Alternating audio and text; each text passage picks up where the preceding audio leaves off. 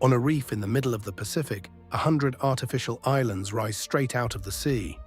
They are built from stacked columns of black volcanic stone, some pieces heavier than a car. Nobody in the Pacific had metal tools, wheels, or animals strong enough to move stone like that. Somebody moved it anyway, and no one alive can fully explain how. This is Nan-Madol, a stone city built on a lagoon off the island of Pohnpei in Micronesia.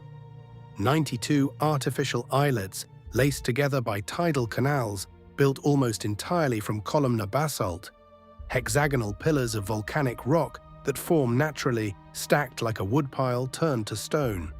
Whoever built this quarried tens of thousands of those pillars from the far side of the island, moved them across open water, and stacked them into walls 25 feet high.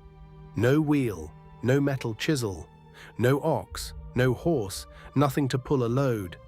And a few centuries after the last wall went up, everyone who lived here simply left. Here is what 30 years of careful excavation has actually found, and what it still cannot answer. Start with the scale most people never picture. Nan-Madol covers roughly 200 acres of reef flat, split into a public administrative half and a private, more sacred half divided by its own canal.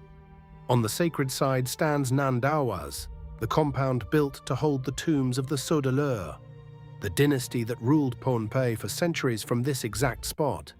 Its outer wall runs 25 feet high, built from basalt columns stacked log cabin style, corner over corner. Look at one straight on. The pillars interlock exactly like timber, except every log is stone. Engineers who have studied the site estimate the whole complex took somewhere near 1 million tons of it. Not from next door. The nearest matching quarry sits on the far side of Pohnpei, across open water.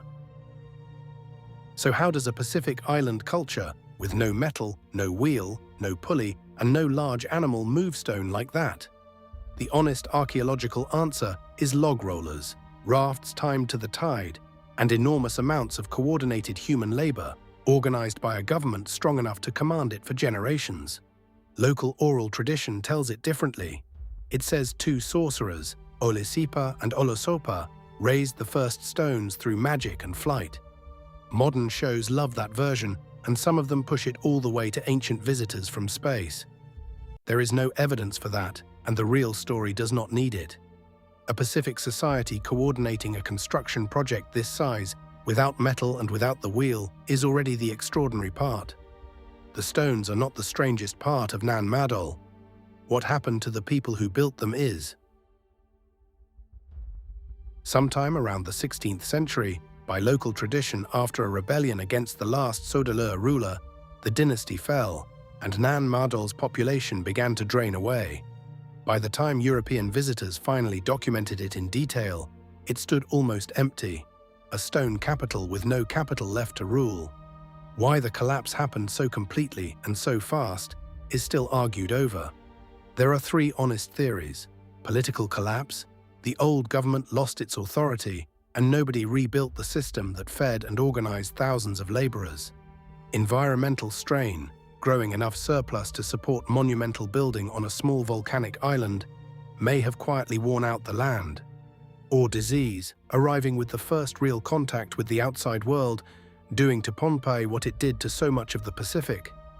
Every one of these is an educated guess. None of them is an answer. What we do know is that the sea is finishing what time started. Rising water and advancing mangrove roots are pulling the old walls apart, stone by stone. In 2016, Nan-Madol became a UNESCO World Heritage Site, and in the same year, a UNESCO site in danger. The people who built a city to outlast their own empire are now watching the ocean decide how much of it outlasts them. Nan-Madol is a city built to be permanent, undone first by its own politics and now by the tide. But some lost places never got the chance to sink slowly. Off the coast of Naples, in Italy, divers swim over an entire Roman resort city, sitting exactly where it was built 2,000 years ago.